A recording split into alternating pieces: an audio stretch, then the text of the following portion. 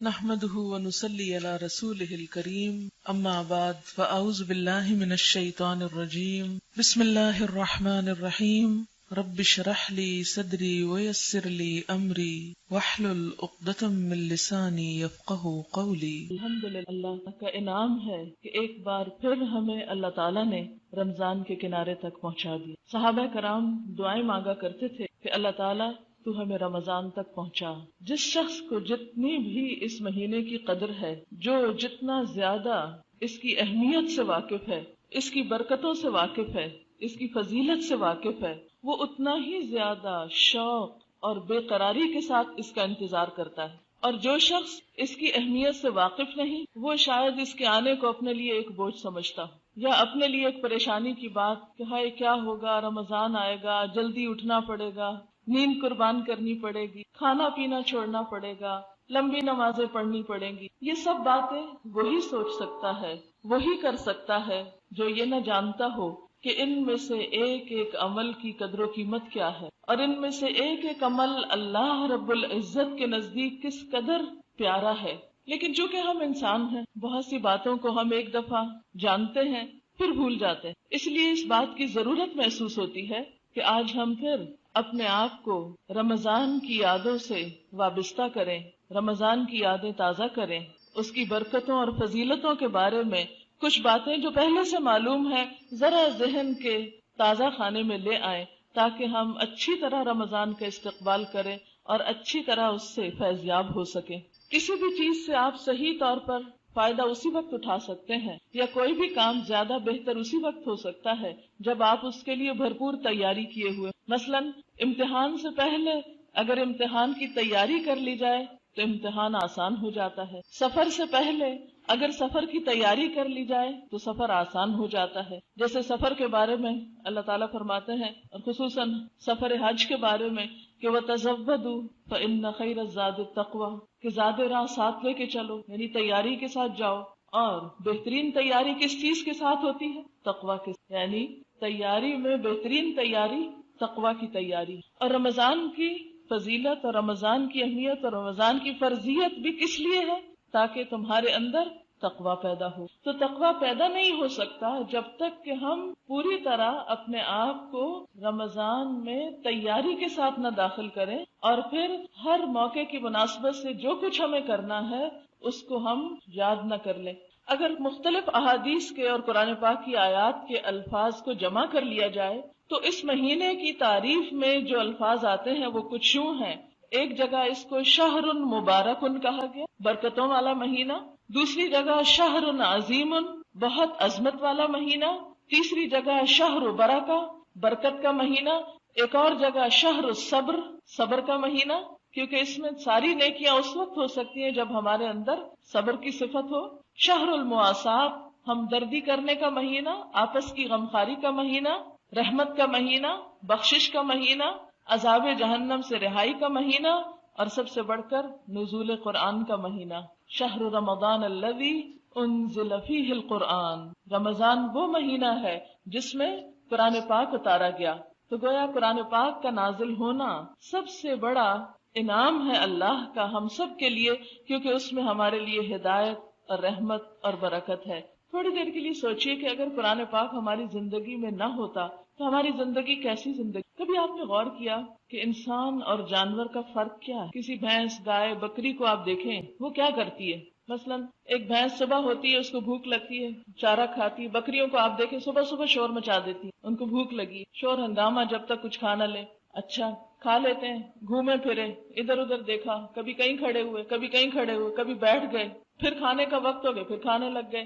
اور اگر کہیں چر رہی ہیں تو نان سٹاپ کھانا کھاتے چلے جا رہے ہیں۔ یعنی ان کی زندگی میں اگر فکر ہے تو کس چیز کی؟ کھانے کی، کھانے کے بعد جنسی ضروریات پوری کرنے کی، بچے پیدا کرنے کی، اور بس نہ کوئی سوچ، نہ سمجھ، نہ عقل، نہ شعور، نہ پڑھنا، نہ لکھنا، کچھ اور زندگی میں ہے ہی نہیں۔ آپ سوچئے کہ جو انسان بھی بس صرف کھانے کی فکر میں جیتا ہے اور نان سٹاپ کھانے ہی کے پیچھے پڑا رہتا ہے، ایک کے بعد ایک سیٹنگ اور ایک کے بعد ایک موقع، پھر آپ دیکھیے کہ کھانے کے بعد جسمانی لذات، گھومنا پھرنا، عیش و عشرت، سیر تفریح، انٹرٹینمنٹ کے پیچھے دوڑنا، صرف نفسانی اور جسمانی خواہشات کی تکمیل، اور اس زندگی میں نہ کوئی پڑھنا لکھنا ہو، نہ کوئی غور و فکر ہو تو اپنے کھانے کی یا بچوں کی اور صرف چند حیوانی ضروریات کی، ساری زندگی کی انرجی اسی چیز کے پیچھے لگ جائے، تو ایک بکری کی زندگی میں اور ایک لڑکی کی زندگی میں کیا فرق ہوا؟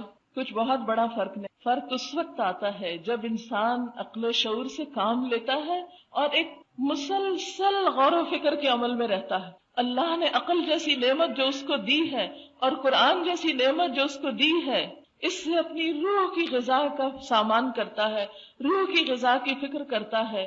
وہ رہتا زمین پر ہے مگر اس کا دل عرش پر ہوتا ہے، ہر وقت وہ اپنے رب کے بارے میں سوچتا رہتا ہے، وہ سب سے بڑھ کر اس سے محبت کرتا ہے، وہ سب کچھ اس کو دکھانے کے لیے کرتا ہے، وہ ہر قدم اس کی خوشی میں اٹھاتا ہے، اس کی سوچوں میں، اس کی فکروں میں وہ غالب رہتا ہے۔ اس کے دل میں ہمدردی ہے تو صرف اپنی نہیں، انسانیت کی ہمدردی۔ اس کے دل میں غم ہے تو صرف چند محدود چیزوں کا نہیں، وہ ہر انسان کے غم میں تڑپتا ہے۔ جو اس دنیا میں دکھی ہے یا اگلی دنیا میں دکھی ہو سکتا ہے۔ تو جس شخص نے عقل استعمال نہیں کی، قرآن کی نظر میں اولئک کالانعام بل ہم اضل، ایسے لوگ جانوروں کی طرح ہیں بلکہ ان سے بھی زیادہ بھٹکے ہوئے، ان سے بھی زیادہ راستہ گم کیے ہوئے، گمراہ، جنہیں پتہ ہی نہیں کہ انہیں کرنا کیا چاہیے۔ تو اس لیے بے حد ضروری ہے کہ ہم اپنے آپ کو اس علم کے ساتھ وابستہ کریں اور خصوصی طور پر رمضان میں اپنی روح کی پرورش کریں، اس کی خوشی کا انتظام کریں، اور روح کی خوشی، روح کی غذا اللہ کے اس کلام ہی کے اندر ہے جو خصوصاً اس مہینے میں اترا۔ اور پھر کس رات میں اترا؟ انا انزلناہ فی لیلۃ القدر وما ادراک ما لیلۃ القدر لیلۃ القدر خیر من الف شہر۔ الف شہر ہم نے اس قرآن کو لیلۃ القدر میں اتارا، یعنی اتنا اہتمام اس کتاب کے ساتھ۔ اور تم کیا جانو کہ لیلۃ القدر ہے کیا؟ لیلۃ القدر خیر من الف شہر، لیلۃ القدر، شب قدر 1000 مہینوں سے بہتر ہے۔ وہ کیوں 1000 مہینوں سے بہتر ہے؟ اس لیے کہ اس میں قرآن اترا ہے۔ تو جس رات کو صرف اس وجہ سے 1000 مہینوں سے بہتر قرار دے دیا جائے کہ اس میں قرآن اترا ہے، تو پھر خود اس قرآن کی اہمیت اور فضیلت اور برکت کیا ہوگی، جس کی وجہ سے ایک رات کو اتنی برکت مل گئی۔ تو اس شخص کے لیے پھر کیا انعامات ہوں گے، اس شخص کے لیے کیا عزت ہوگی، اس شخص کے لیے کتنی خوشی ہوگی، کتنا سکون ہوگا، کیا راحتیں ہوں گی کہ جس کی زندگی میں قرآن آ جائے اور کانا خلقہ القرآن ہو جائے، کہ اس کا اخلاق، اس کا اٹھنا بیٹھنا چلنا پھرنا سب کچھ اس کی روشنی میں طے پا جائے۔ اسی کتاب کے ساتھ اللہ قوموں کو بلندی عطا کرتا ہے، اور جو اس کو چھوڑتا ہے اللہ دنیا میں اس کو ذلیل کر کے رکھ دیتا ہے۔ آج مسلمانوں کا حال اسی وجہ سے یہ ہے کہ ہم نے اور چیزوں کو تو اہم کر لیا، اس کتاب کو وہ اہمیت نہیں دے رکھی اپنی زندگی میں جس کے یہ لائق ہے۔ تو رمضان وہ مہینہ ہے جس میں یہ کتاب ہمیں ملی ہے، اس لیے خاص طور پر اس مہینے میں رمضان میں قرآن سے تعلق مضبوط کرنا ہے، خواہ وہ تلاوت کی شکل میں، خواہ وہ تراویح کی شکل میں، خواہ وہ اس کو سمجھنے کی شکل میں ہو۔ اور یاد رکھیے رمضان وہ مہینہ ہے جس کی پہلی ہی رات شیاطین اور سرکش جن باندھ دیے جاتے ہیں، یعنی بڑے بڑے جن جو ہے ان کو تو پکڑ لیا جاتا ہے، جہنم کے دروازے بند کر دیے جاتے ہیں۔ اصل میں سمبولک بھی ہے کہ لوگوں کو بتایا جائے کہ دیکھو برائی کے مواقع کم کر دیے گئے ہیں، اب تمہارے لیے خیر اور بھلائی کے راستے عام کر دیے گئے ہیں، اب بھی اگر تم اس طرف نہیں آتے تو پھر کس کا قصور ہے؟ اور جہنم کا ایک بھی دروازہ کھلا نہیں رہنے دیا جاتا، جنت کے سارے دروازے کھول دیے جاتے ہیں، ان میں سے کوئی بھی بند نہیں کیا جاتا۔ ایک منادی اعلان کرتا ہے، اے بھلائی کے چاہنے والے آگے بڑھ، یا باغی الخیر اقبل، اے نیکیوں کے طلبگار موقع آ گیا، نیکیوں کی سیل لگ گئی، نیکیوں کی بہار آ گئی، آگے بڑھو، دوڑو، ہمت کرو۔ وَيَا بَاغِيَ الشَّرِّ اقصر، اور اے برائیوں کے پیچھے دوڑنے والے اب تو رک جاؤ، اب تو کمی کر دو، اب تو ٹھہر جاؤ، اب تو سارا ماحول نیکی کا بن گیا، اب بھی برائی کرتے رہو گے، اب بھی غلط کام نہیں چھوڑو گے۔ وَلِلَّهِ عُتَقَاءُ مِنَ النَّارِ وَذَلِكَ فِي كُلِّ لَيْلَةٍ، اور اللہ تعالیٰ رمضان کی ہر رات میں بہت سے لوگوں کو عذاب جہنم سے رہائی دیتے ہیں، اور یہ ہر رات ہوتا ہے۔ ہر رات بہت سے لوگوں کے حق میں بخشش لکھ دی جاتی، ان کو جن پر دوزخ واجب ہو چکی ہوتی ہے انہیں دوزخ سے رہائی کے پروانے مل رہے ہوتے ہیں۔ جیسے حج کے موقع پر عرفہ کے دن بہت سے لوگوں کی نجات ہوتی ہے، اسی طرح رمضان کی ہر رات بہت سے لوگوں کی بخشش کا اعلان ہوتا ہے۔ لیکن ظاہر ہے یہ خوش نصیب وہ ہیں جو اس مہینے کی برکتوں سے فائدہ حاصل کرنے کے لیے پھر اللہ کی طرف لوٹیں، پھر یہ نیکی کے مواقع میں آگے بڑھیں. پھر اسی طرح ایک اور حدیث میں آتا ہے، نبی صلی اللہ علیہ وسلم نے فرمایا الصلوات الخمس والجمعة الى الجمعة ورمضان الى رمضان مکفرات ما بینہن اذا اجتنبت الکبائر. 5 نمازیں جمعے سے جمعہ اور رمضان سے رمضان تک جو گناہ ہو جاتے ہیں، یعنی 5 نمازوں کے بیچ میں، جمعے سے جمعے تک اور رمضان کے بیچ میں پچھلے رمضان سے لے کر اب تک، ان کا کفارہ ہو جاتا ہے رمضان میں اگر انسان بڑے بڑے گناہوں سے اجتناب کرے. یعنی محض روزہ رکھنے سے ہی کفارہ ہونے لگتا ہے، لیکن اگر کوئی شخص اپنے گناہوں پہ نادم ہو تو سارے گناہ معاف ہو سکتے ہیں. شرط یہ ہے کہ انسان اللہ کی طرف پلٹ آئے. یاد رکھیے، رمضان جہاں اللہ تعالیٰ کے حقوق ادا کرنے کا مہینہ ہے، وہاں بندوں کے حقوق کو بھی نئے سرے سے ادا کرنے کا اور اس کی تجدید کرنے کا مہینہ ہے. رمضان میں پہلی چیز تو آپ جو کریں گے وہ تو روزہ ہے، اور روزہ ہر بالغ انسان پر، صحت مند انسان پر فرض. ان مریضوں کو رخصت ہوتی ہے جن کا مرض روزہ رکھ کے بڑھتا ہو. کچھ مرض تو ایسے ہوتے ہیں جو روزہ رکھ کے گھٹتے ہیں، یعنی رمضان میں ہر مریض کے لیے رخصت نہیں ہے، صرف ان مریضوں کے لیے ہے جن کو روزہ رکھ کے مرض کے بڑھنے یا ہلاکت کی طرف جانے کا اندیشہ ہو. اور کوئی واقعی ایماندار ڈاکٹر یہ ریکمینڈ کرے اور وہ خود بھی تجربہ کر کے دیکھے کہ وہ روزہ رکھنے کے قابل نہیں ہے. کیونکہ حدیث میں آتا ہے کہ جس نے بغیر کسی عذر کے رمضان کا ایک روزہ چھوڑ دیا، یعنی بغیر کسی وجہ کے، بغیر کسی خاص بیماری کے یا کسی اور ایسی ضرورت کے، تو وہ چاہے ساری عمر روزے رکھے، اس ایک روزے کے اجر کو نہیں پہنچ سکتا. اس لیے اس معاملے میں کوتاہی نہیں کرنی چاہیے، اس معاملے میں بہت توجہ رکھنی چاہیے، اور روزے کی طرف خصوصی طور پر اس کا پورا اہتمام کرنا چاہیے. وقت پر سحری، وقت پر افطاری، کیونکہ اگر وقت سے بعد آپ سحری کرتے رہیں، کیونکہ کچھ لوگوں کو دیکھا گیا وہ کہتے ہیں جی اذان تک کھا سکتے ہیں، اور ہمارے یہاں تو اذانیں آدھے گھنٹے کے وقفے سے ہوتی ہیں. اس لیے اذان کا اعتبار نہیں کریں، جو کیلنڈر آپ کو ملے اس کو دیکھ کر روزے کا جب ٹائم بند ہو تو سحری ختم کر دیں. کیونکہ بلا وجہ بعد تک کھاتے رہنا، ایسا نہ ہو کہ آپ اپنی طرف سے تو سارا دن بھوک پیاس کاٹیں اور روزہ ہی نہ ہو. اسی طرح وقت سے پہلے افطار کرنا، خواہ 2 منٹ ہی کیوں نہ ہو، وہ بھی روزے کو فاسد کر دیتا ہے. تو اس لیے سحر اور افطار کے ٹائمنگ، اور پھر خصوصاً گھڑیوں کو درست کر لیں، 1-4 پہ فون کر کے بالکل ایکوریٹ ٹائم کریں. کچھ لوگوں کو دیکھا گیا ہے کہ وہ 5-10 منٹ گھڑی آگے کر دیتے ہیں. یہ خود کو دھوکہ دینے والی کیا بات ہوئی؟ اور جبکہ خود پتا بھی ہوتا ہے 10 منٹ ہی آگے، اس میں اور سستی ہوتی ہے. اپنے ساتھ بھی سچ بولا کریں. یہ 10 منٹ آگے کرنا گھڑیوں کو، اس سے کوئی خاص فائدہ نہیں ہوتا. اس کو جو ٹائم ہے وہی رکھیں اور پھر اپنے آپ کو پابند کریں اس وقت کا. ہوتا ہی ہے بعض اوقات کچن کی گھڑی پیچھے ہے، کمرے کی آگے ہے، کہیں کی کچھ ہے، تو ان سب کا جا کے ایک ٹائم کر دیں اور صحیح ٹائم کر دیں. اس سے کیا ہوگا انشاءاللہ تعالی سحر اور افطار میں خلل نہیں آئے گا. مثلاً کوئی گھڑی آپ نے 10 منٹ آگے کی ہوئی ہے اور کسی نے اس کو دیکھ کے روزہ کھول لیا اندر بیٹھ کے، پھر کیا ہوا؟ سب کو تو نہیں پتا ہوتا نا گھر میں آنے والوں کو، یا بعض اوقات بھول بھی جاتا ہے انسان. تو اس لیے اس روزے کو ہر لحاظ سے محفوظ کریں اور اس میں کوئی ایسا کام نہ کریں کہ جس سے روزہ نقصان پائے.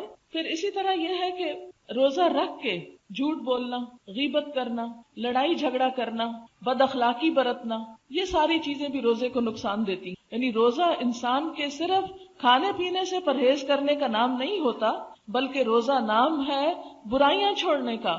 کیونکہ ابھی جو سب سے پہلے آیت میں نے پڑھی اس میں کیا آیا؟ لعلکم تتقون. روزے تو اس لیے فرض کیے گئے ہیں کہ تمہارے اندر خدا کا خوف پیدا ہو.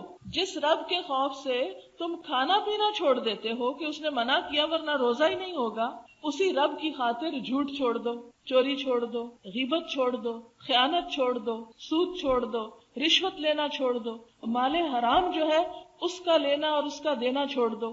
کیونکہ اگر ہم روزہ رکھ کے بھی حرام نہیں چھوڑتے، سود کا لین دین نہیں چھوڑتے، رشوت کا لین دین نہیں چھوڑتے، ہم کس قسم کا روزہ رکھے ہوئے ہیں؟ تو یہ روزہ ہمیں دراصل بہت ساری برائیوں سے، جن میں ہم عام طور پر مبتلا ہوتے ہیں اور احساس بھی نہیں کرتے، ان سے چھڑانے کی ایک پریکٹس اور ایک طاقت دینے کا نام ہے. کیونکہ انسان جب اپنے نفس پہ قابو پا لیتا ہے، کیونکہ روزے میں کھانے کی خواہش پر کنٹرول کیا جاتا ہے، تو یہ حرام کا لین دین کیوں ہوتا ہے؟ کیونکہ وہ بھی ایک کھانے کی خواہش ہے نا. چوری کیا ہے؟ کسی کا مال ہڑپ کرنا، کھانا. خیانت کیا ہے؟ کسی کے حق کو دبا جانا. تو یہ سب کچھ کنٹرول ہوتا ہے اس انسان سے جو اپنی بھوک کنٹرول کر سکتا ہے، اپنی جنسی خواہشات کو کنٹرول کر سکتا ہے، اور تنہائی میں بھی کوئی ایسی حرکت نہیں کرتا جہاں کوئی نہ دیکھ رہا ہو. ایک قطرہ پانی اپنے حلق کے نیچے نہیں جانے دیتا. وضو کرتے تو کتنے کانشیس ہوتے ہیں، بار بار تھوکتے ہی رہتے ہیں کہ کہیں کوئی بھول کے اندر چیز نہ چلی جائے. کتنی احتیاط برتتے ہیں، حالانکہ پانی تو ہے لیکن اس کو بھی گوارا نہیں کرتے کہ اندر اترے حلق سوکھ کے کانٹا ہو رہا ہو. پھر یہ ہے کہ روزہ رکھ کر نماز کی پابندی بہت ضروری ہوتی ہے. بہت سے لوگ روزہ تو رکھ لیتے ہیں، نماز کی پابندی نہیں کرتے. اچھا، کچھ لوگ نماز تو پڑھتے ہیں، وقت پہ نہیں پڑھتے، روزہ رکھ کے بھی نماز لیٹ کرتے ہیں. مثلاً بعض لوگ سحری نہیں کریں گے. کیا کریں گے؟ پانی کے گلاس پاس رکھ لیں گے صرف ایک سنت پوری کرنے کو، ذرا سی آنکھ کھلی پانی پہ پھر سو گئے. اس سونے میں فجر کی نماز بھی گئی. نہیں، یہ برکت کا مہینہ، یہ رحمتوں کا مہینہ ہے. یہ رحمتیں ان پہ آئیں گی جو اٹھ کے بیٹھ کے اچھے طریقے سے سحری بھی کریں گے، کیونکہ آپ صلی اللہ علیہ وسلم نے خاص تاکید کی سحری کرنے کی. تسحروا فإن فی السحور برکہ، سحری کیا کرو کیونکہ سحری کرنے میں برکت ہے. سحری کرنے والوں پر فرشتے دعائیں خیر پڑھ رہے ہوتے ہیں، یعنی ان کے لیے دعائیں کر رہے ہوتے ہیں، ان کے لیے رحمت کی دعائیں مانگ رہے ہوتے ہیں جو سحری کر رہے ہوتے ہیں. اور ہمارے روزے اور اہل کتاب کے روزے میں فرق ہی سحری کا ہے، تو اس میں ان کی مخالفت بھی مطلوب ہے. یعنی یہ زیادہ نیکی کا کام نہیں کہ انسان بغیر سحری کے روزہ رکھ لے. نیکی کس میں ہے کہ پراپر طریقے سے سحری کرے جس سے انسان کو طاقت حاصل ہو اور دن بھر عبادات اچھی طرح بجا لائے. پھر اس میں آپ دیکھیے عام نوافل کا بھی اہتمام اور خصوصی طور پر صلاۃ التراویح، کیونکہ تراویح کی نماز جو ہے وہ اس رمضان کی خاص نماز ہے. آپ صلی اللہ علیہ وسلم نے فرمایا من قام رمضان، جس نے رمضان کی راتوں میں قیام کیا، ایمانا و احتسابا، ایمان اور احتساب کے ساتھ، یعنی ثواب کی نیت سے، تو اس کے پچھلے سارے گناہ معاف کر دیے جائیں گے. یعنی رمضان کے بعد پھر انسان گناہوں کے بوجھ سے بالکل پاک ہو جاتا ہے اور صاف ہو جاتا ہے، جیسے انسان نہا کر بالکل میل کچیل سے پاک ہو جاتا ہے. تو یہ روح کے نہانے کا موسم، روح کی صفائی کا. پھر اسی طرح عام طور پر ہمارے ہاں خواتین کے تراویح پڑھنے کا اہتمام نہیں ہوتا. مرد حضرات تو مسجدوں میں چلے جاتے ہیں. عورتیں سمجھتی ہیں، یہ غلط فہمی بہت عام ہے کہ شاید تراویح صرف مردوں کے لیے ہے، کیونکہ بارہا مجھ سے یہ پوچھا گیا کہ کیا عورتوں کو بھی تراویح پڑھنی چاہیے. دیکھیے نماز اور روزہ جو ہے یہ مردوں عورتوں سب کے لیے، اس میں کوئی جینڈر ڈسکریمنیشن نہیں. اور تراویح کی نماز عورتوں کے لیے بھی اسی طرح ہے جس طرح مردوں کے لیے، اور اجر بھی اتنا ہی ہے.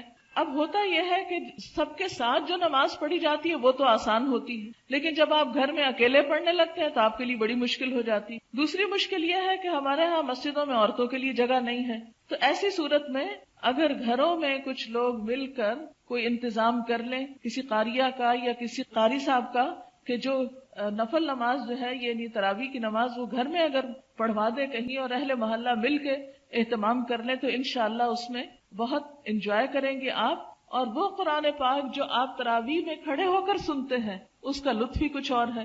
پھر اسی طرح آپ دیکھیے کہ رمضان میں قرآن پاک کے ساتھ خصوصی تعلق میں صرف تلاوت اور صرف تراویح میں پڑھنا ہی نہیں بلکہ اس کے ساتھ ساتھ اس کا سمجھنا بھی ضروری ہے. اور پورے قرآن پاک کا اگر ایک دفعہ آپ ترجمہ دہرا لیں تو انشاءاللہ اس کا فائدہ کئی گنا زیادہ ہوگا.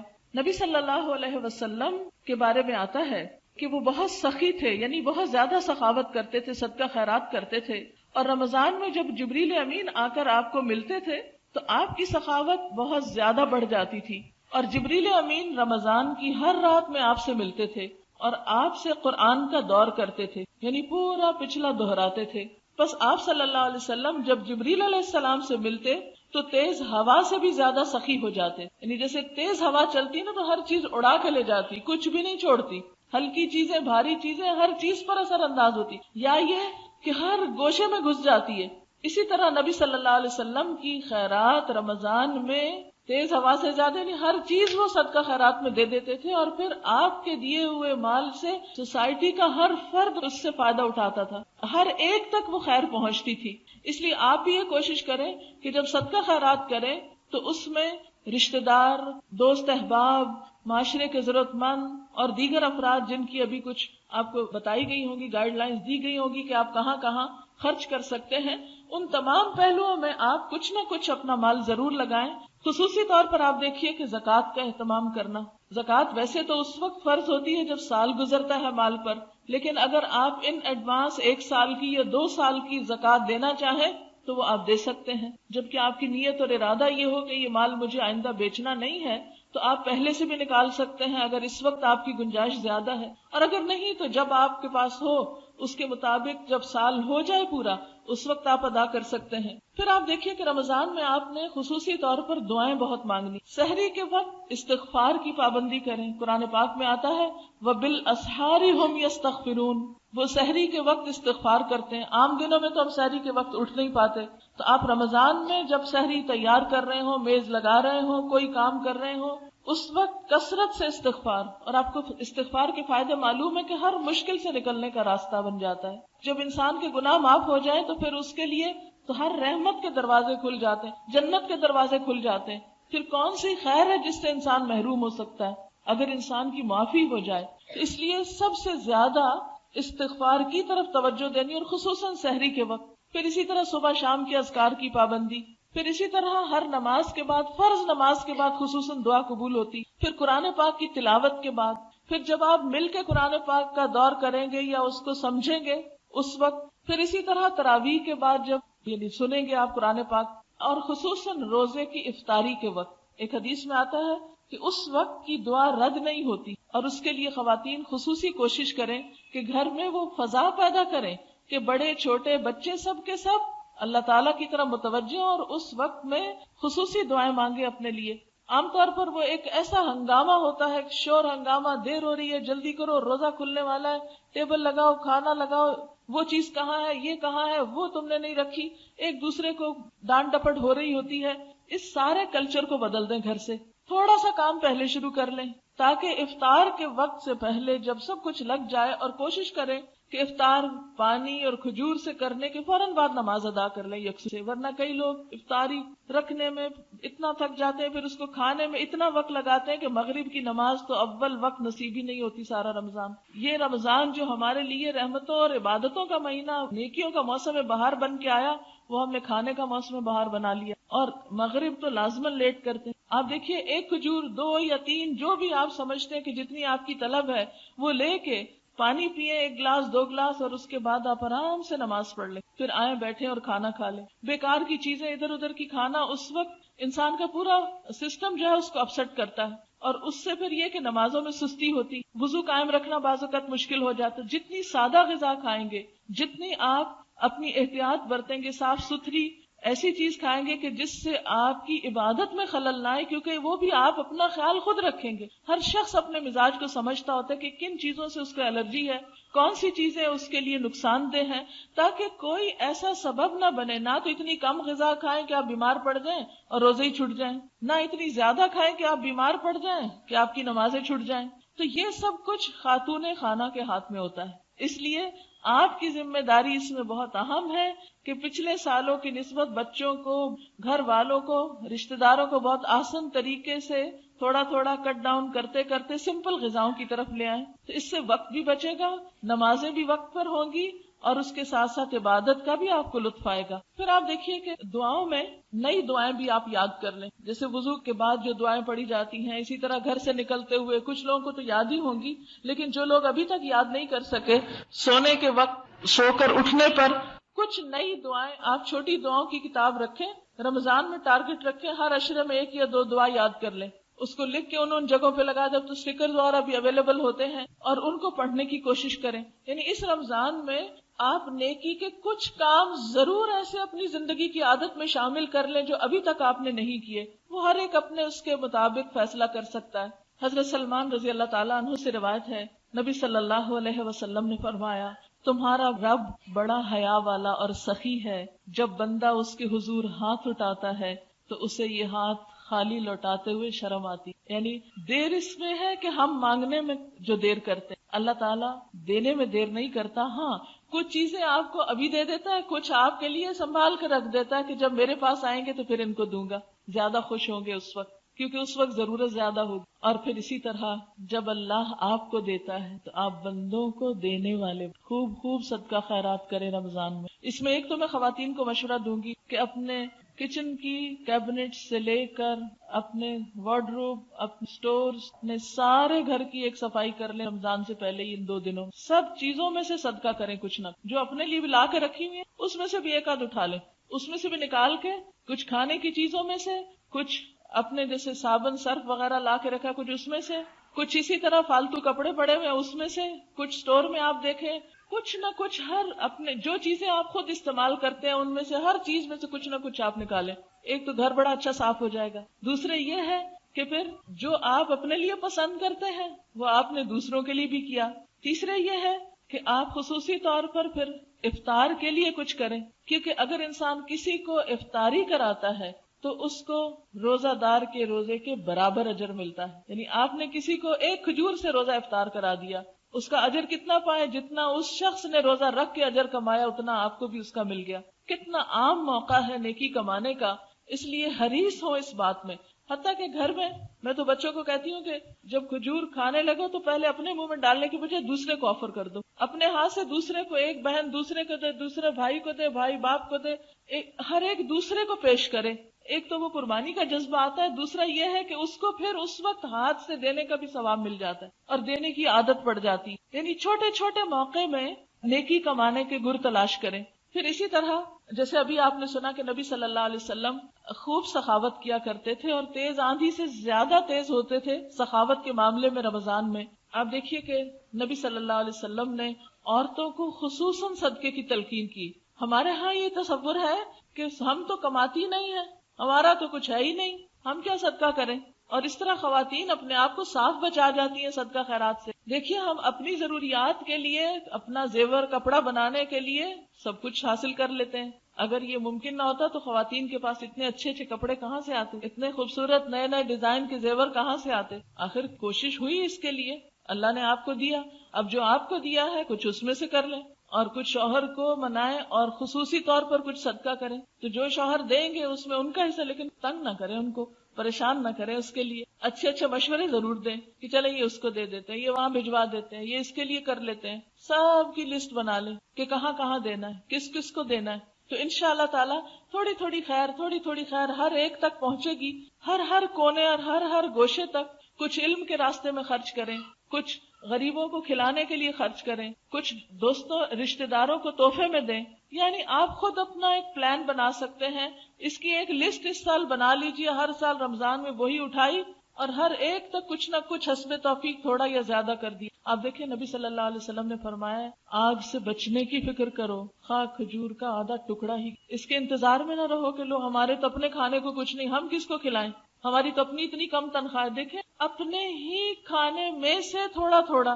جیسے وہ کسی بزرگ نے مشورہ دیا تھا نا کہ اگر خاتون خانہ ہر پیڑے میں سے تھوڑا تھوڑا آٹا نکالتی جائے تو جب تک سارے گھر کی روٹی بنے گی ایک پیڑا ایکسٹرا بن جائے گا، اس کو پکا کے صدقہ کر دے. ایک مینجمنٹ ہے نا صدقے کے لیے، آپ مینج کر لیں اپنے ریسورسز کو، جو کچھ ہے اس میں سے کچھ نہ کچھ. کیونکہ بلا صدقے سے آگے نہیں جا سکتی، بلاؤں کو ٹالتا ہے، گناہوں کا کفارہ ہے، ہماری کمی کوتاہیوں کا کفارہ ہے، اور سب سے بڑی بات یہ کہ اللہ کا قرب حاصل کرنے کا ذریعہ. یہ مال کی محبت اللہ کی محبت کے راستے میں حائل ہوتی ہے نا. وَيُطْعِمُونَ الطَّعَامَ عَلَى حُبِّهِ مِسْكِينًا وَيَتِيمًا وَأَسِيرًا، اور وہ اس کی محبت میں یعنی اللہ کی محبت میں کھلاتے ہیں مسکین کو، یتیم کو، قیدی کو. اور کیا کہتے ہیں انما نطعمکم لوجہ اللہ، ہم تو تمہیں صرف اللہ کی خاطر کھلا رہے ہیں. لا نرید منکم جزاء ولا شکورا، ہم تم سے کوئی بدلہ نہیں چاہتے، شکریہ بھی نہیں چاہتے، پلٹ کے تعریف بھی نہیں چاہتے، کچھ نہیں چاہیے، ہمیں تو صرف اللہ کی رضا چاہیے. اس جذبے کے ساتھ صدقہ خیرات کریں، کسی پر احسان جتانے کے لیے نہیں. نبی صلی اللہ علیہ وسلم نے خواتین کو خصوصی طور پہ فرمایا اے خواتین کی جماعت تم صدقہ کرو اور کثرت سے استغفار کرو، کیونکہ میں نے جہنم میں سب سے زیادہ تم کو دیکھا ہے. کیوں؟ تم بہت زیادہ لان تان کرتی ہو اور اپنے شوہروں کی ناشکری. ہر وقت زبان سے کسی نہ کسی کی برائی ہو رہی ہے، کسی کو کوسا جا رہا ہے، کسی کی غیبت ہو رہی ہے، کسی کے خلاف کچھ سازشوں کے جال بنے جا رہے ہیں، وہ اس کے پارٹی بازی ہو رہی ہے، عجیب و غریب معاملے ہوتے ہیں گھروں میں. اور دوسری طرف شوہروں کی چھوٹی چھوٹی بات پہ ناراض ہو جانا، موڈ آف کر لینا، دنوں تک قطع کلامی کرنا. تو یہ چیز انسان کے لیے نقصان دہ ہے، ہلاکت خیز ہے. اس سے بچنے کے لیے علاج کیا؟ صدقہ. جب کبھی کوئی ایسی چیز ہو جائے فوراً نکالے اپنی پسندیدہ چیز، خود ہی نفس کی اصلاح ہو جائے گی. نبی صلی اللہ علیہ وسلم نے ایک اور روایت میں فرمایا اے خواتین کی جماعت تم صدقہ کرو، چاہے اپنے ہی زیورات سے کرو. یہ میں نہیں کہہ رہی آپ کو، یہ نبی صلی اللہ علیہ وسلم فرما رہے ہیں وَلَوْ مِنْ حُلِيِّكُنَّ، صدقہ کرو خواہ اپنے ہی زیورات میں سے، اس لیے کہ قیامت کے دن جہنم میں تمہاری تعداد زیادہ ہوگی۔ اب آپ کئی عورتیں یہ حدیث سن کے بڑی ناراض ہوتی ہیں، میں کہتی ہوں چلو کوئی بات نہیں، ناراض ہونے دو، یہی ہو رہی ہے نا، شاید کسی وقت اصلاح بھی کر لیں۔ اگر نہیں بتایا تو پھر کیا ہوگا؟ پھر تو پتہ بھی نہیں چلے گا کہ ہماری شامت زیادہ آ سکتی، کیونکہ ہمارے پاس نسبتاً وقت زیادہ ہوتا ہے نا۔ پھر اسی طرح جن لوگوں کو توفیق ہو، جن کے لیے ممکن ہو، وہ رمضان میں عمرہ بھی کر لیں، کیونکہ نبی صلی اللہ علیہ وسلم نے فرمایا، بخاری اور مسلم کی روایت ہے، رمضان میں عمرہ کرنا میرے ساتھ حج کرنے کی مانند، صرف حج نہیں، نبی صلی اللہ علیہ وسلم کے ساتھ حج کرنے کی طرح ہے۔ ایک اور حدیث میں آتا ہے رمضان کا عمرہ حج کے برابر ہے۔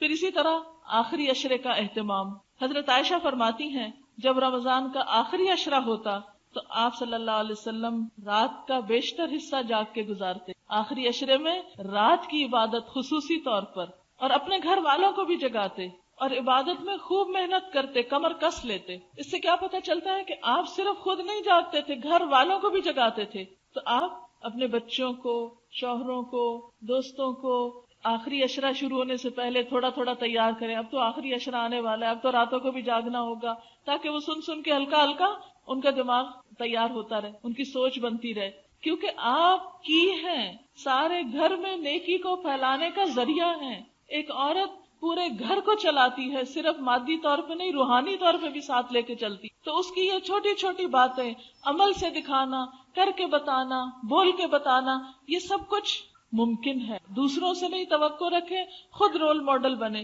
انشاءاللہ دوسروں پر بھی اثر ہوگا اور سب کی نیکی آپ کے کھاتے میں ہوگی انشاءاللہ۔ ایک اور روایت میں آتا ہے نبی صلی اللہ علیہ وسلم آخری عشرے میں جتنی محنت کرتے تھے، یعنی عبادت میں، دوسرے دنوں میں اتنی محنت نہیں کرتے، یعنی خصوصی محنت۔ پھر آخری عشرے میں اعتکاف بھی ہوتا ہے۔ جن خواتین کو اللہ توفیق دے، جن کے اوپر کوئی بچوں کی اتنی ذمہ داریاں نہ ہو، یا کسی بیمار کی ذمہ داری نہ ہو، یا اور کوئی کمانے کی ذمہ داری نہ ہو، جو آسانی کے ساتھ کر سکیں، وہ اعتکاف کا بھی اہتمام کریں، کیونکہ نبی صلی اللہ علیہ وسلم اتنی پابندی سے اعتکاف کرتے کہ ایک دفعہ آپ اعتکاف نہ بیٹھ سکے تو دوسرے سال آپ نے 20 دنوں کا اعتکاف کیا۔ تو اعتکاف جو ہے اگر ممکن ہو تو آخری 10 دن خصوصی طور پر عبادت کے لیے خاص، سب تو ظاہر نہیں کر سکتے، لیکن جن کو اللہ توفیق دے، جن کے لیے ممکن ہو۔ پھر لیلۃ القدر کی تلاش جو طاق راتوں میں ہے، آپ نے فرمایا جو مہینہ تم پر آیا ہے اس میں ایک رات ایسی ہے جو 1000 مہینوں سے بہتر ہے، جو اس رات کی بھلائی سے محروم رہ گیا وہ ہر بھلائی سے محروم رہا۔ دیکھیں ایسے لگتا نا رحمت جوبن پہ آ رہی ہے، ہر لمحہ عبادت ہے رمضان کا، دن بھی عبادت، رات بھی عبادت، بہت سے نیکیوں کے مظاہر، پھر آخری عشرے کی خاص عبادت، پھر آخری عشرے میں اسے ایک رات کی اور زیادہ خاص عبادت جو اور زیادہ تڑپ کے ساتھ، توجہ کے ساتھ تلاش کرنی چاہیے۔ تلاش سے مراد یہ ہے کہ اس کا اہتمام کرنا چاہیے۔ تو اگر ساری طاق راتوں میں کچھ نہ کچھ عبادت ہو تو اس سے انشاءاللہ کوئی رات تو نصیب ہوگی۔ آپ نے فرمایا من قام لیلۃ القدر ایمانا واحتسابا غفر له ما تقدم من ذنبه، جس نے شب قدر میں ایمان کے ساتھ اور ثواب کی نیت سے قیام کیا اس کے گزشتہ سارے گناہ معاف کر دیے جائیں گے۔ اور لیلۃ القدر کی خاص دعا اللہم انک عفو تحب العفو فاعف عنی، اللہ سے معافی کی درخواست۔ اور پھر آخر میں صدقہ فطر کی ادائیگی، اس کا بھی اہتمام آخری عشرے میں کر دیں، جلد نکال دیں، ورنہ کئی لوگ تو عید کی نماز پڑھ کے یاد کرتے، اس لیے رمضان کے آخری عشرے کے ہی کسی دن میں دے دیں تاکہ غریب لوگ اس سے اپنا راشن کا یا کپڑے کا جو اہتمام کرنا ہے وہ پہلے سے کر لیں۔ اور یہ صدقہ فطر دراصل کیا ہے؟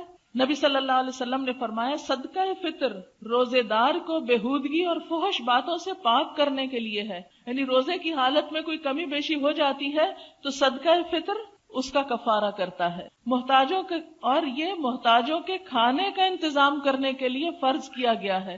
جس نے نماز عید سے پہلے ادا کیا اس کا صدقہ فطر ادا ہو گیا، جس نے نماز عید کے بعد ادا کیا اس کا صدقہ فطر عام صدقہ شمار ہوگا، پھر وہ رمضان کا کفارہ نہیں، بس وہ تو پھر عام صدقہ ہو جائے گا۔ دوسری چیز جو خاص طور پہ رمضان میں کرنی ہے وہ حقوق العباد کی ادائیگی، اور اس میں 2 چیزوں کا خاص خیال رکھیں۔ نمبر 1 سب کی خیر خواہی، نمبر 2 اذیت دینے سے پرہیز۔ اور اگر سب کی خیر خواہی نہ کر سکیں کسی وجہ سے تو ایٹ لیسٹ اس بات کی شعوری کوشش کہ میری زبان، میرے ہاتھ، میرے کسی عمل سے کسی کو تکلیف نہ پہنچے، اور انشاءاللہ جب آپ کوشش کریں گے تو اللہ تعالیٰ کروا بھی دیں گے۔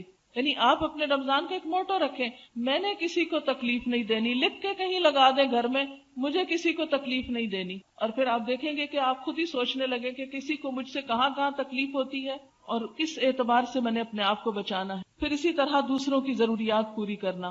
نبی صلی اللہ علیہ وسلم نے فرمایا مسلمان کا بھائی ہے، نہ اس پہ ظلم کرتا ہے نہ اس کی مدد چھوڑتا ہے. جو اپنے بھائی کی حاجت پوری کرنے میں لگا ہو اللہ اس کی حاجت پوری فرماتا ہے، اور جو کسی کی پریشانی دور کرتا ہے اللہ قیامت کے دن کی پریشانیوں میں اس کی کوئی پریشانی دور فرمائے گا. جس نے کسی مسلمان کی پردہ پوشی کی اللہ تعالیٰ قیامت کے دن اس کے عیب ڈھانک دے گا، اس کے گناہوں کو چھپا دے گا.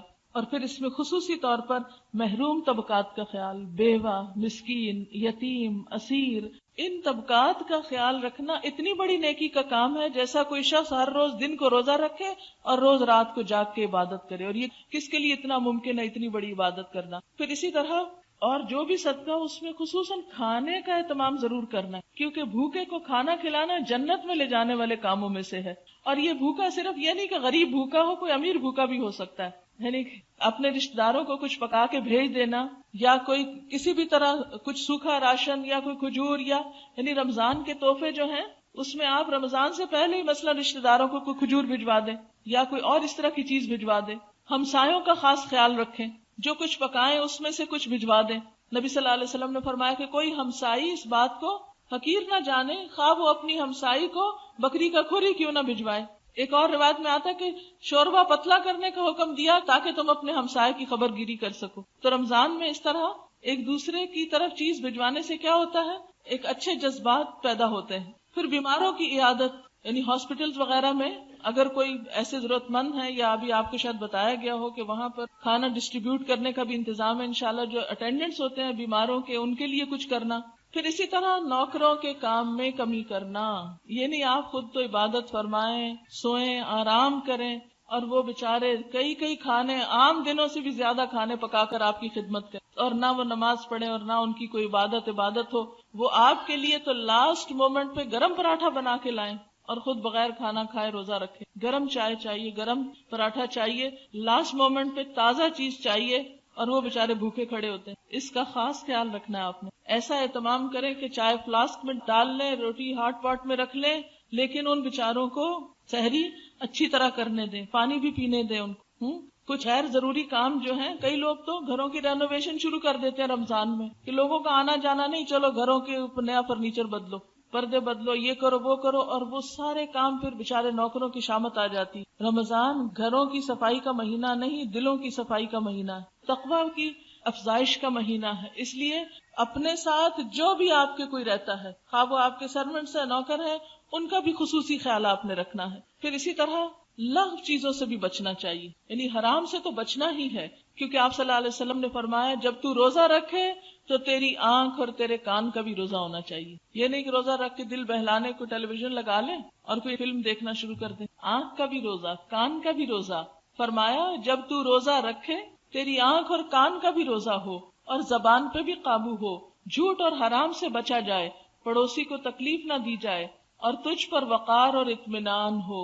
روزے میں وقار اور اطمینان ہو، چڑچڑا پن نہ غالب ہو. کیونکہ جب بھوک لگتی ہے نا تو بہت سے لوگ ہائپر ہو جاتے ہیں، گاڑی چلا رہے ہیں تو ہارن پہ ہارن بجا رہے ہیں. افطار کا ٹائم ہے تو افطاری لے کے کسی جگہ سے تو وہ تیزی سے، کئی ایکسیڈنٹس اس وقت ہو جاتے ہیں اس جلد بازی. تو اس لیے اس وقت اطمینان اور وقار، یہ میں نہیں کہہ رہی، یہ حضرت جابر کی روایت میں آتا ہے. آپ صلی اللہ علیہ وسلم کو پتا تھا کہ لوگ کیا کیا کریں گے، اللہ کی طرف سے ان کو بتایا جاتا تھا نا لوگوں کی نفسیات کے بارے میں. اور آپ نے فرمایا اپنے روزے کے دنوں کو دوسرے کے برابر نہ کرو، یعنی عام دنوں میں اور روزے کے دنوں میں فرق ہونا چاہیے.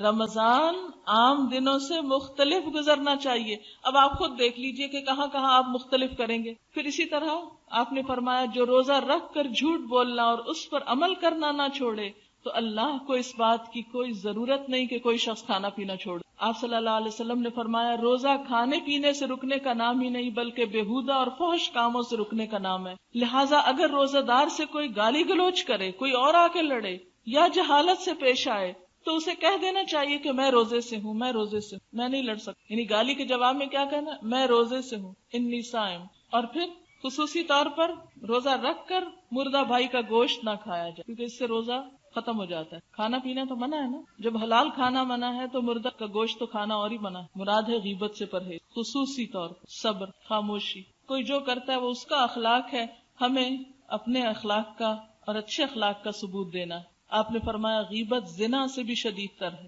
اتنا بڑا جرم جو بے دریغ ہو رہا ہوتا ہے. ایک حدیث میں آتا ہے قیامت کے دن آدمی کے پاس اس کا کھلا ہوا نامہ اعمال لایا جائے گا. وہ اسے پڑھے گا اور کہے گا میرے رب میں نے دنیا میں فلاں فلاں نیک کام کیے تھے، وہ اس میں نہیں.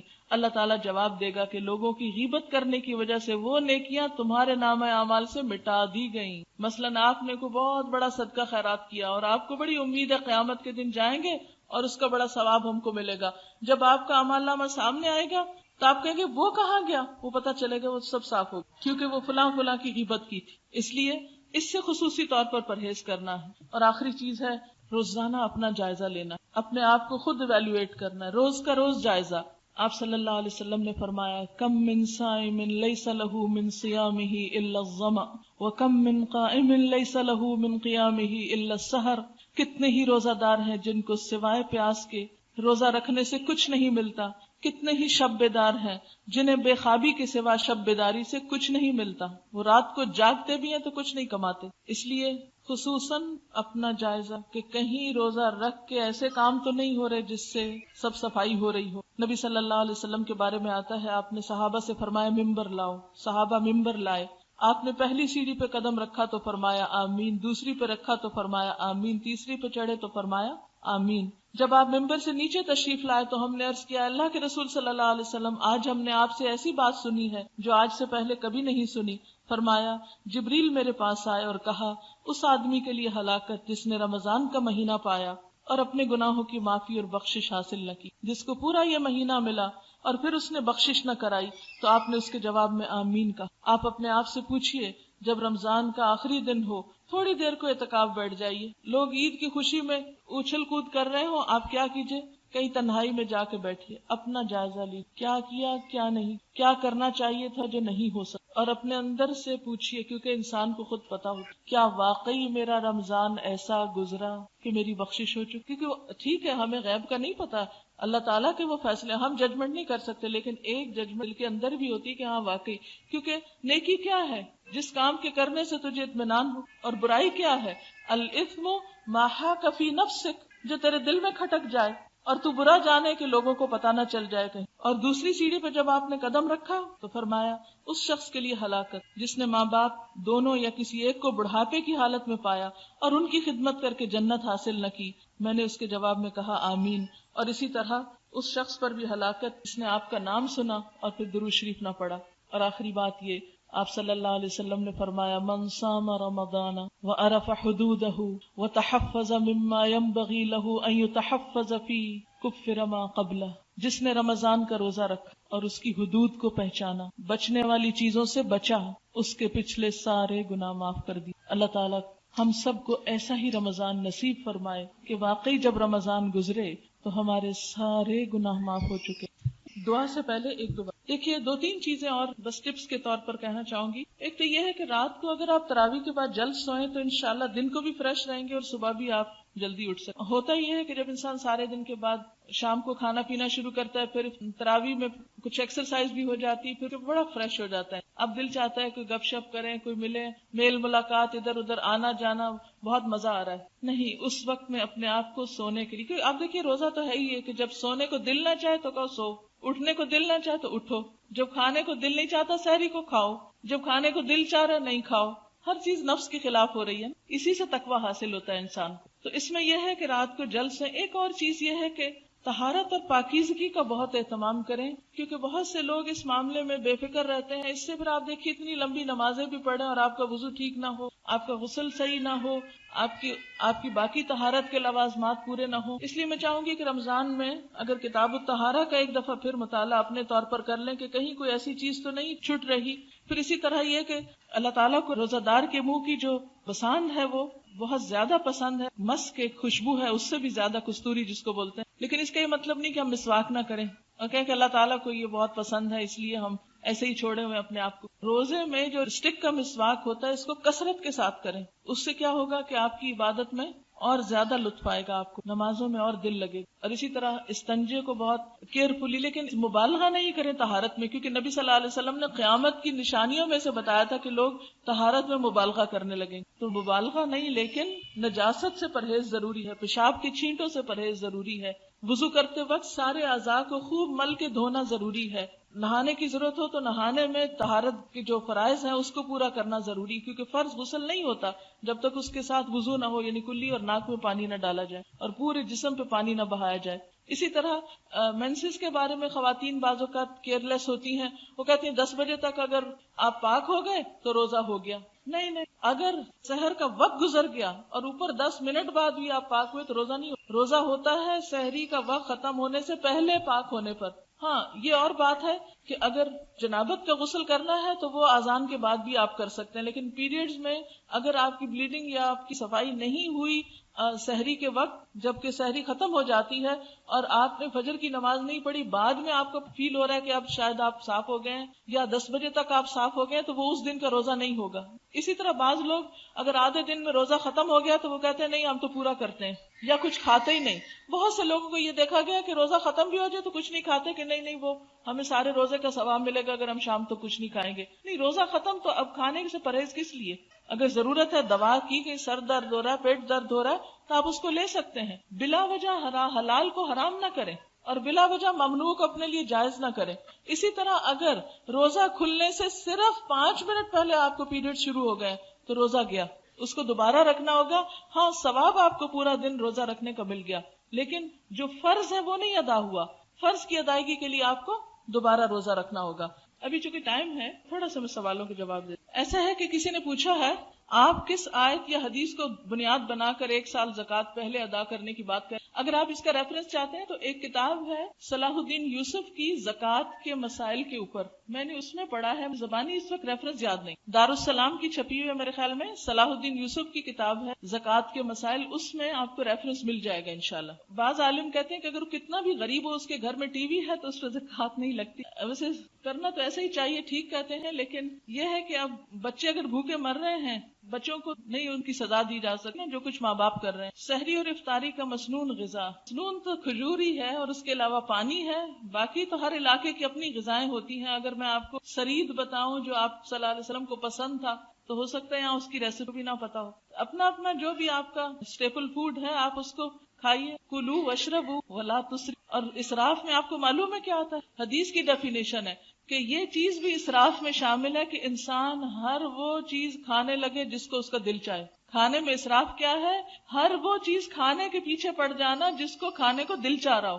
آج کل زیادہ تر گھروں میں یہ فیشن بنا لیا گیا ہے کہ لڑکیاں اعتکاف بیٹھ جاتی گھر کے کام چھوڑ کے اور گھر کے بڑوں پر ذمہ داری ڈال دیتی. تو میں سب لڑکیوں کو نصیحت کروں گی کہ اپنی والداؤں کو آپ اعتکاف بٹھائیں اور خود گھر کے کام کریں اگر والدائیں راضی ہو. کیا صدقہ زکوٰۃ وغیرہ ضرورت مند کو دیں تو اس طرح سے دے سکتے ہیں کہ تمہارے بچوں کی عیدی ہے، جیسے غریب ماسی یا غریب رشتہ دار کے بچوں کو 100-200 ان کو عیدی کی صورت میں دے سکتے ہیں. آپ دے سکتے ہیں اس طرح، لیکن ان کو فیل ہو کہ یہ دوسری طرح کی عیدی. ایسا نہ ہو کہ وہ پلٹ کے آپ کے بچے کو عیدی دینے لگے، یہ سٹائل نہ ہو. یعنی ان کو سمجھ میں آنا چاہیے کہ آپ عیدی کے نام پر کیا دے رہے ہیں، لیکن ضروری نہیں کہ لفظ زبان سے کہیں یہ صدقہ ہے آپ کے بچوں کے لیے. اس طرح کون لے گا؟ اور کہنے کی کیا ضرورت ہے؟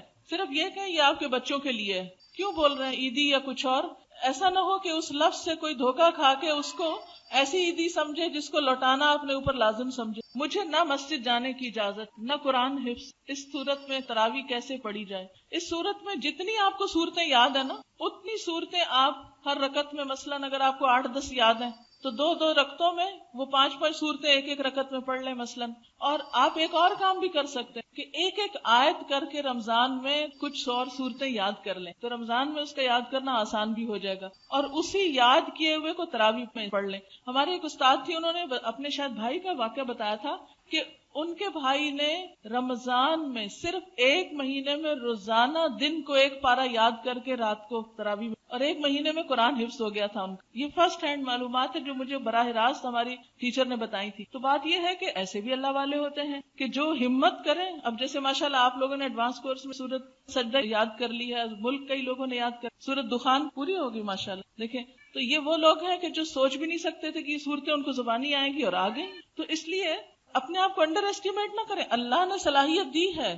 رمضان میں آپ کہیں نہیں جا سکتے, رونا نہیں ہے آپ نے بیٹھ کے, قرآن حفظ شروع کر دینا ہے, سورت یاسین یاد کر لیں, سورت ملک یاد کر لیں, روز تراویحوں میں مہینہ بھر پڑے, ساری زندگی نہیں بھولیں گے. اتنی پریکٹس انشاءاللہ ہو جائے گی. اگر کسی نے پیریڈز کے چھٹے ہوئے روزے کئی سال کے نہ رکھے تو کیا کرنا چاہیے؟ کوئی اور صدقہ کرنے سے پہلے ان کا کفارہ فوری دے دیں, اور رمضان کے بعد پھر ان کی قضا رکھنا شروع کر دیں, کیونکہ زندگی کا نہیں پتا ہوتا نا, خدا نہ خواستہ چلے جائیں دنیا سے تو ایٹ لیسٹ اس کا جو فدیہ ہے وہ تو آپ ادا کر دیں, کیونکہ ویسے بھی ایک رمضان کے بعد اگر دوسرے تک نہیں رکھے تو فدیہ اور قضا دونوں ہوتی ہے. نیت کو خالص رکھنے کے لیے ٹپس بتائیں. اس میں آپ دیکھیے کہ اپنے آپ کو یہ دیکھا کریں کہ کسی سے نیکی کر کے آپ بدلے کی توقع تو نہیں رکھتے, اور اگر آپ نے کسی کے اوپر احسان کیا اور اس نے آپ کو جواب میں کچھ بھی شکریہ ادا نہیں کیا تو آپ کا دل تو نہیں خفا. اگر دل خفا ہو تو اس کو پرولونگ نہیں کریں, فوراً اپنے دل سے نکالے کہ جب میں نے اللہ کے لیے کیا تو مجھے ناراضگی کس بات کی, اور اسی طرح چھپا کے کرنے کی کوشش کریں تو انشاءاللہ اس سے بھی آپ کو فائدہ ہوگا. ہماری ماسی جو دائمی مریض ہے تو وہ روزہ نہیں رکھ سکتی, اس صورت میں کیا کریں؟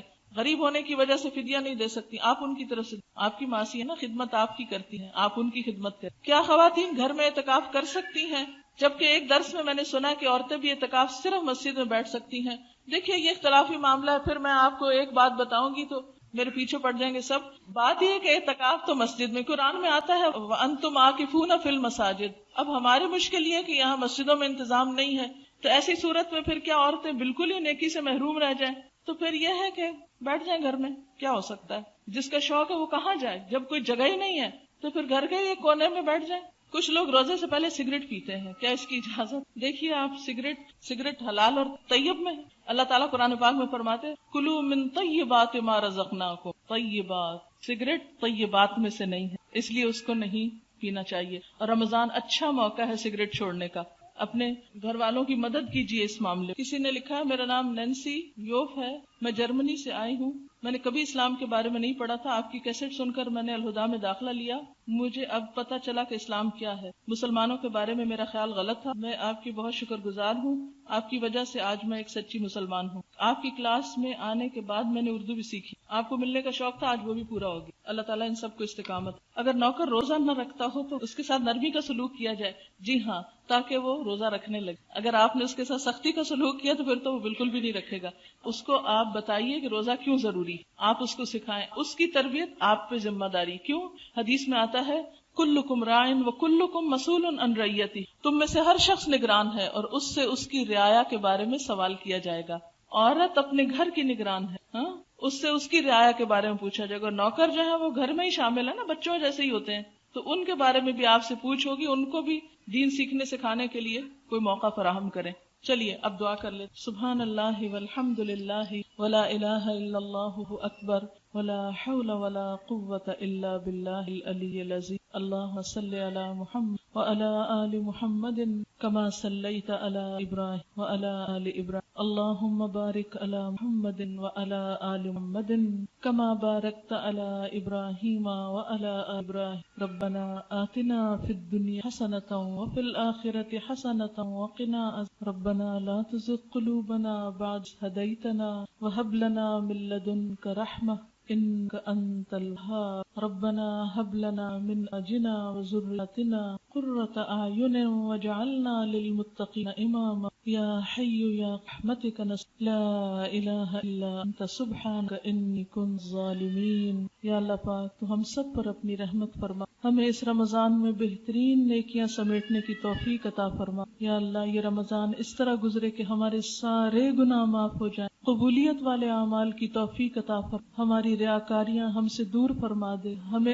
اور اخلاص عطا فرما, ہمیں سنت کی صحیح پیروی کی توفیق عطا فرما. یا اللہ ہمیں ان لوگوں کے رستے پہ چلنے کی توفیق دے جن پر تو نے انعام فرما. اللہ اپنے پسندیدہ اور مقرب بندوں میں شامل کر. یا حی یا قیوم برحمتک نستغیث لا الہ الا اللہ لا شریک لہ لہ الملک ولہ الحمد وہو علی کل شیء لا حول ولا قوة الا باللہ العلی. اللہم انفعنا بما علمتنا وعلمنا ما ينفعنا وزدنا علما. اللہم اکفنا بحرام واغننا بفضلک عمن سواک. یا اللہ تو ہم سب کو اپنی رحمتوں سے ڈھال. اللہ پاکستان کی حفاظت فرما. یا رب العالمین تو ہم سب کو اپنے رستے پہ چلنا سکھا. اللہ